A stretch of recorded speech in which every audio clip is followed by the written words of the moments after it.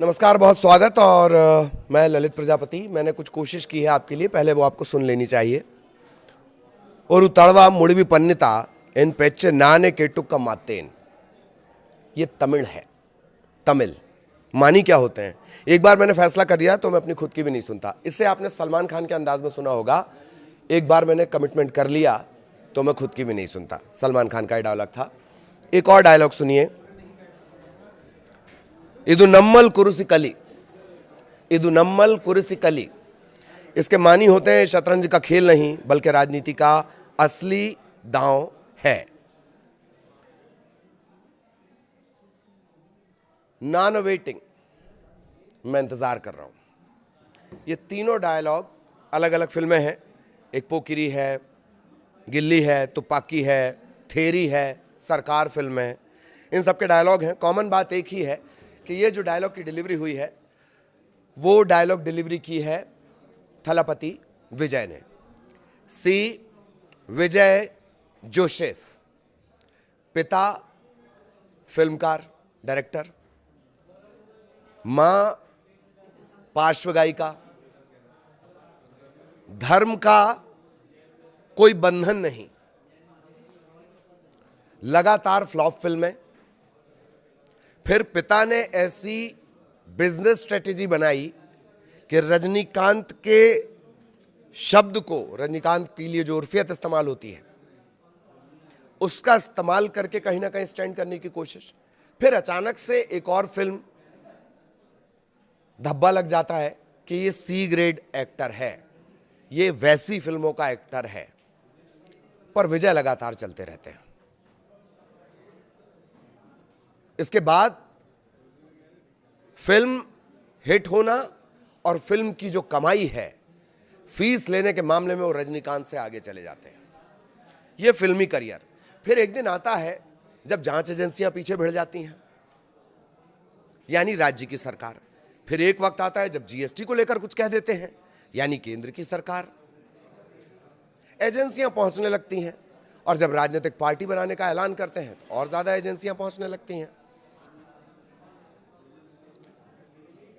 2024 के आसपास अपने फैंस को बुलाते हैं एक जगह, एक सभा समझ लीजिए आप, और वैन के, मतलब जिस गाड़ी से चलते हैं उसके ऊपर खड़े होके सेल्फी लेते हैं। उस सेल्फी में विजय के साथ नजर आती है लाखों लाख की अपार भीड़, जिसे राजनेताओं के लिए इकट्ठा करना यानी एड़ी चोटी का जोर लगाना। जितने विख्यात उतने विवाद। पार्टी के नाम को लेकर, वीटीके को लेकर अदालत तक जाने की नौबत आ जाती है। पिता को लेकर, पिता के साथ, हालांकि आज बहुत खुश हैं उनके पिता। और हमेशा हंसमुख रहने वाला, लोगों की नकल उतारने वाला विजय बचपन में एक ऐसे दौर में भी आता है जब वो एकदम गुमसुम रहने लगता है, और वो होता है उनकी बहन विद्या का चले जाना, यानी निधन हो जाना बीमारी के चलते। वहां से विजय की जिंदगी का टर्निंग पॉइंट भी कहा जाता है। वो विद्या आज भी विजय में बसती है, यह भी कहा जाता है। इनका जो प्रोडक्शन हाउस है उसमें 2 वी का इस्तेमाल होता है। एक वी को लोग विद्या से भी जोड़कर देखते हैं। तो सियासत, सिनेमा का विजय थलपति तमिलनाडु की सियासत का थलपति बन पाएगा, यानी व्यक्तित्व, विराट व्यक्तित्व। चुनाव परिणामों में 105 के करीब वो अभी लीड कर रहे हैं, यानी यह तय है कि किंग मेकर तो वो बन चुके हैं। किंग बनने के लिए 118 तक उन्हें जाना है। किंग बनने के लिए 118 के मैजिकल फिगर को छूना है। वो जा पाते हैं वहां तक, नहीं जा पाते हैं, सरकार बनाते हैं, नहीं बना पाते हैं। पर द्रविड़ राजनीति जो 2 दलीय व्यवस्थाओं पर टिकी हुई थी,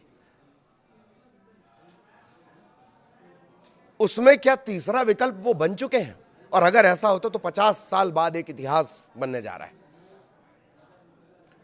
प्रशांत किशोर ने एक भविष्यवाणी की थी, उसका वीडियो लगातार चर्चा में चल रहा है। और उस वीडियो में इस बात का जिक्र आता है कि कैसे उन्होंने भविष्यवाणी की थी क्या उन्होंने कहा था वो भी मैं आपके लिए लेकर आया हूं। हालांकि शुरुआत में जो प्रशांत किशोर हैं वो अपनी ही जनसुराज को लेकर जो बिहार में उन्होंने भविष्यवाणी की थी वो फेल हो गई, लेकिन विजय की भविष्यवाणी उनकी चर्चा में और अभी वो वायरल भी हो रही लगातार। मैं वो आपको बताता हूं। क्या धोनी से बड़े स्टार वो बन गए हैं और करीब 50-60 साल के इतिहास को लेकर जो उन्होंने तब्दीली लाई है द्रविड़ राजनीति में। मेरा ख्याल है कि एक बार जयललिता ने स्मिथ को तोड़ा कि वहां तमिलनाडु में सत्ता हर 5 साल में बदल जाती है।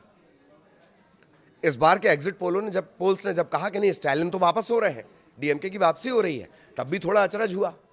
मेरे बात करते करते आपसे विजय 105 से 106 सीटों पर वीकेटी उनकी जो पार्टी है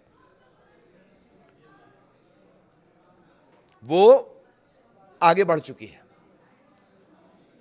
चुनाव चिन्ह सीटी का मिला है उन्हें, और सियासत की सीटी को साधना बांसुरी की धुन से कहीं ज्यादा है। उनकी फिल्म, जब ये पूरा घटनाक्रम जो मैंने आपको बताया कैसे जांच एजेंसियां पहुंच रही थी, परेशानी का वो दौर चल रहा था, तब एक फिल्म का भी इन्होंने ऐलान किया, जननायक। फिल्म के टीजर को देखकर अंदाजा हो रहा था कि हां क्या कुछ इसमें हो सकता है, सत्ता के खिलाफ, सियासत के खिलाफ। 2024 के आसपास का वो दौर जब विजय ने अपनी पार्टी बना ली। तमिलगा वेत्री कड़गम, इसके मूल भाव पर अगर आप जाएंगे टीवी के, तो इसका ये तमिल विजय, इसके मूल भाव यही है। प्रशांत किशोर भी चर्चा में है। प्रशांत किशोर ने क्या कहा था, 118 सीटों का जो मैजिकल फिगर है वो ध्यान रखिएगा। और प्रशांत किशोर ने कहा था कि अगर विजय की पार्टी अकेले चुनाव लड़ती है तो वो 118 सीटें जीत सकते हैं। ये उन्होंने भविष्यवाणी की थी। उनका बयान अब सोशल मीडिया पर बहुत तेजी से वायरल हो रहा है। विजय अगर अकेले चुनाव लड़ते हैं तो 118 सीटों पर जीत सकते हैं, आप इसे नोट कर लीजिए, पुराना उनका ये बयान है। प्रशांत किशोर ने फरवरी 2025 में टीवीके के साथ काम करना शुरू किया। जुलाई 2025 में बिहार चुनाव में व्यस्तता का हवाला देकर वो सलाहकार की भूमिका से अलग हो गए। और पिछले साल फरवरी में उन्होंने कहा था कि मैं यहां अपने दोस्त या भाई विजय की मदद करने नहीं आया हूं, क्योंकि उन्हें मेरी मदद की जरूरत नहीं है। वो तमिलनाडु के लिए एक नई उम्मीद है, इसलिए मैं आया हूं। नई उम्मीद क्यों? 2 दलीय राजनीतिक व्यवस्था चली आ रही है जो द्रविड़ियन राजनीति करते हैं। डीएमके, एआईएडीएमके, एक जयललिता वाली पार्टी हो गई, एक करुणानिधि की जो पारिवारिक पार्टी हो गई। वंशवाद से इतर वहां कुछ था भी नहीं। क्या उस गैप को, बड़े गैप को विजय ने भर दिया? वो तीसरा विकल्प विजय ने दे दिया। ट्विस्टर हो जाएगा। गोल्ड, सोना बाकी पार्टियां भी करती हैं, विजय ने भी इस बात का ऐलान किया, अपने घोषणा पत्र में कहा कि वो सोना देंगे शादी के दौरान। सोने से तमिलनाडु की दीवानगी 2000 साल पुराना इसका इतिहास है, 2000 साल। और तमिलनाडु के घरों से अगर सोना निकल जाए तो वो कई देशों के सोने के भंडारण से ज्यादा है। वापस प्रशांत किशोर पर आते हैं। किशोर ने वंशवाद पर निशाना साधा था। यह कहा कि सिर्फ बड़े नामों के बच्चे ही आगे निकलेंगे तो सचिन तेंदुलकर, एमएस धोनी और विराट कोहली जैसे खिलाड़ी नहीं मिलते। उन्होंने एक बात और कही मजाकिया अंदाज में कि तमिलनाडु में उन्हें सबसे लोकप्रिय बिहारी बनना है, इसीलिए उन्हें धोनी से मुकाबला करना होगा जो चेन्नई सुपर किंग्स को जिताते हैं। मैं भी आपके नेता विजय के साथ टीवीके को जीत दिलाऊंगा। 2021 में डीएमके के वो रणनीतिकार भी रह चुके हैं 2021 में। और उन्होंने ये भी कहा था कि टीवीके को सिर्फ एक छोटी पार्टी नहीं बल्कि बदलाव की आवाज उन्होंने बताया था। तो ये जो लंबा इतिहास चल रहा है 2 पार्टियों के इर्द गिर्द सत्ता चलने का, विजय उसे तोड़ते हुए नजर आते हैं। विजय के व्यक्तित्व के बारे में हमने आपको बताया। विजय के व्यक्तित्व का एक और पहलू है, आप उन्हें कभी इंटरव्यू देते, सार्वजनिक जीवन, वो एक ऐसी दूरी, मनोविज्ञान के हिसाब से समझिए कि वो एक ऐसी दूरी मेंटेन करके चलते हैं कि सस्पेंस बना रहता है कि क्या सोच रहा है, क्या इसके दिमाग में चल रहा है। वो नहीं चले जाते किसी भी शॉप पर बात करने के लिए। फैंस से भी वो एक तय दूरी बना के रखते हैं। मनोविज्ञान के नजरिए से समझिए तो सस्पेंस क्रिएट करती है, आकर्षण पैदा करती है, खिंचाव पैदा करती है। ट्रेडिशनल पार्टीज, मूलभूत समस्याएं, इसके अलावा विजय ने जो सबसे ज्यादा हिट किया वो थे यंगस्टर्स, जो उनका बड़ा फैन बेस है। फैन बेस किसका नहीं था? चिरंजीवी का था। कामयाब हुए राजनीति में? नहीं। फैन बेस पवन कल्याण का भी है, रवि तेजा का भी है, और ऐसे बहुत सारे लोग हैं जिनका फैन बेस है। कमल हासन ने भी इस तरह का ट्राई किया, लेकिन राजनीति को इस तरह से कन्वर्ट कर देना कि अपने फैंस को वोटर बना लेना, फैंस सबके हैं लेकिन फैंस को वोटर बनाना बहुत बड़ी कला, बहुत बड़ी कला है, और विजय इसमें कामयाब हो गए। शुरुआत में भी मैंने कहा कि जितने वो विख्यात हैं उतने विवादित भी हैं। उनके जो भगदड़ हुई बीच में, तब विवाद हुए, राजनीतिक विवाद उनके होते रहे, उनके डायलॉग्स को लेकर विवाद होते हैं। इसी वजह से मैंने शुरुआत उनके तमिल हिट फिल्मों के डायलॉग से की थी। लेकिन यह तय है कि विजय ने उस गैप को भर दिया, वो विकल्प तमिलनाडु की पब्लिक को दे दिया कि क्या सिर्फ दो पार्टियों की बपौती है तमिलनाडु की सियासत? वो विकल्प, तीसरा विकल्प विजय ने दिया है। एमजीआर के करिश्मे से, इसे 50 साल के करीब इतिहास को देखा जाए तो एमजीआर के करिश्मे से इसे जोड़कर देखा जा रहा है।